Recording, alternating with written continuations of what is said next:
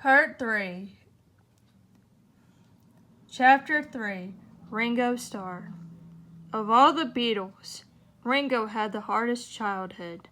The oldest Beatle, he was born on July 7th, 1940, the first and only child of Elsie and Richard Starkey. He was named after his father.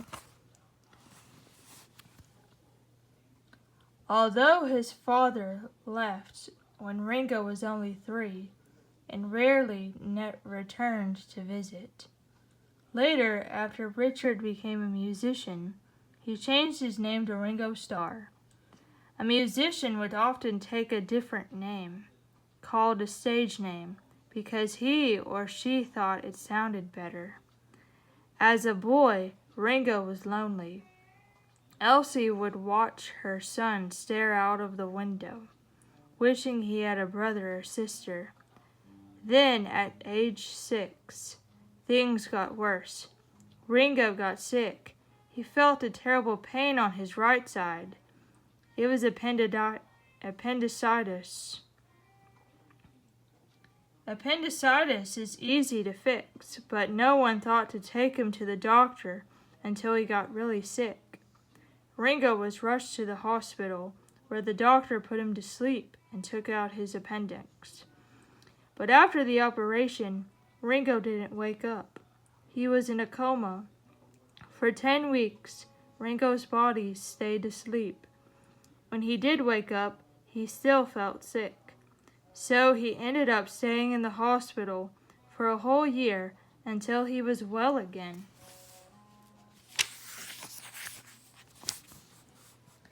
When he finally returned to school, Ringo found it hard to catch up. He tried his best as one of his teachers wrote on a report card, but he kept failing tests. He didn't know as much as his classmates did.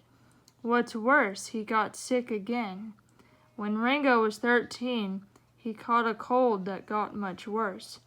He had trouble breathing and had to go to the hospital again.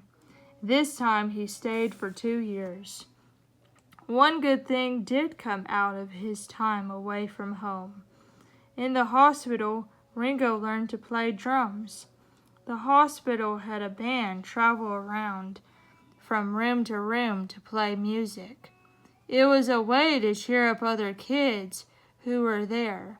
Ringo had always been interested in drumming. He used to tap along to the rhythm of any song he heard. Now, in the hospital, he was given a drum to bang on, and he loved it. When Ringo went home, he built his own drum set out of metal cookie containers. He used small pieces of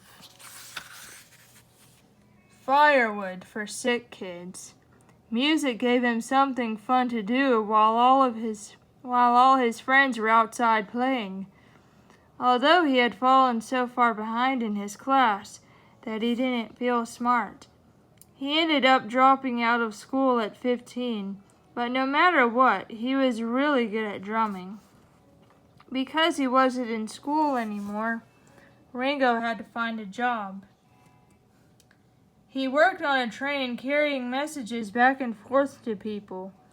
There were no such things as cell phones back then. He served drinks on a boat. He got a job fitting pipes together so water could move through them. Even though he made enough money, Ringo knew he needed more out of life. He just wasn't happy. When Ringo turned 18, his mother bought him a set of real drums. It was the best gift she could have given him. He practiced making a steady beat. He made the cymbals ring out when he hit them with his drumsticks. He formed a band. They were called the Eddie Clayton Skiffle Group. The band played mainly during breaks for workers at the pipe fitting plant. That was fine with Ringo, though. He didn't need to get rich and be famous. It was enough just to be in a band.